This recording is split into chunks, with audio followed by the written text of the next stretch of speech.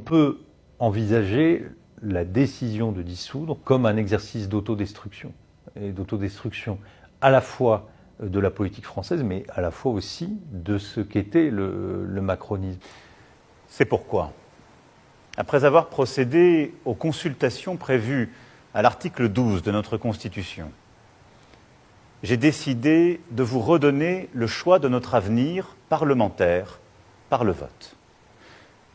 Je dissous donc ce soir l'Assemblée nationale.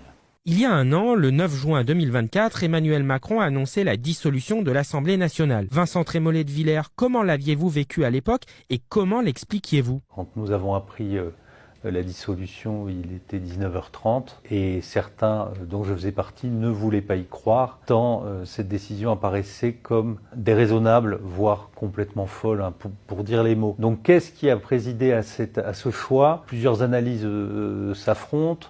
Bon, il y a bien entendu le score triomphal de Jordan Bardella qui a poussé Emmanuel Macron à se dire « il faut rendre la parole au peuple puisque le score des élections européennes nous indique une forme d'insurrection civique ». Mais ça n'est pas suffisant. Est-ce qu'il faut y trouver un élément personnel, quelque chose dans la psychologie du président? Et donc là, il y a vraiment quelque chose de tout à fait mystérieux parce que évidemment, Emmanuel Macron, comme il ne peut pas se représenter selon la Constitution, son deuxième mandat était plus compliqué. Mais là, il a accéléré le déclin de la force et de la forme politique qu'il incarne. Et il l'a accéléré volontairement, personne ne l'obligeait. Je pense que si au soir des Européennes, il avait reconnu la victoire du RN, qu'il avait décidé de remanier son gouvernement, voire de changer de Premier ministre, les Français partaient en vacances et peut-être même que le budget était voté l'année d'après. Parce que ça a été une autodestruction pratique de ce qu'était l'Assemblée nationale, mais aussi de la politique française. L'instabilité est devenue le propre